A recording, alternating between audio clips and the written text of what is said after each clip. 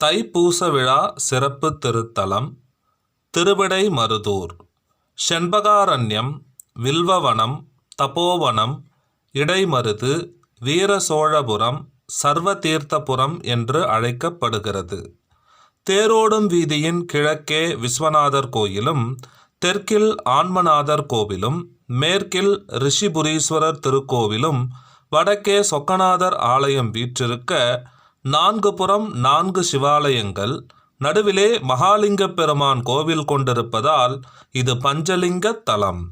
இங்கு காருண்யாமிர்த தீர்த்தம் முதல் கல்யாண தீர்த்தம் ஈராக 32 தீர்த்தங்கள் உள்ளன. தைப்பூசத்தில் நீராடுவோர் சகல பாபங்களிலிருந்தும் விடுபடுகிறார்கள்.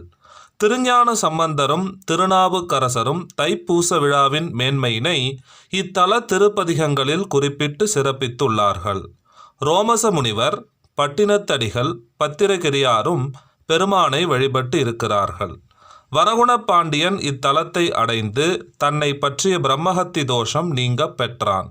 தேவியானவள் சுவாமியை நினைத்து இந்த செண்பக சோலையிலே தவம் செய்ய இறைவன் காட்சியளித்த திருத்தலம்.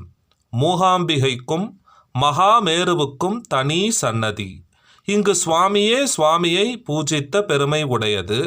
தைப்பூசம் 5ஆம் நாள் விழாவில் தம்மை தாமே அர்ச்சித்தல் சிறப்பாக நடைபெறுகிறது.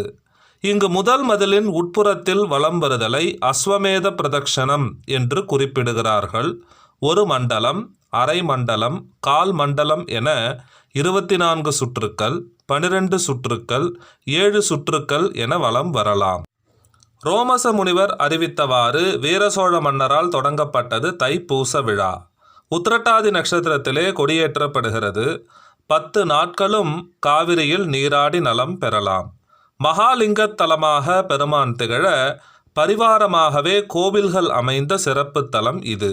திருவலஞ்சுழி விநாயகர், சுவாமிமலை முருகன், சிதம்பரம் நடராஜர், ஆலங்குடி தட்சிணாமூர்த்தி, திருச்செங்கலூர் சண்டிகேஸ்வரர், சீர்காழி பைரவர், சூரியனார் கோவில், நவகிரகங்கள் அனைத்தும் திருவிடைமருதூருக்கு பரிவார ஸ்தலங்களாக அமையப்பெற்ற சிறப்பு திருத்தலம் இது.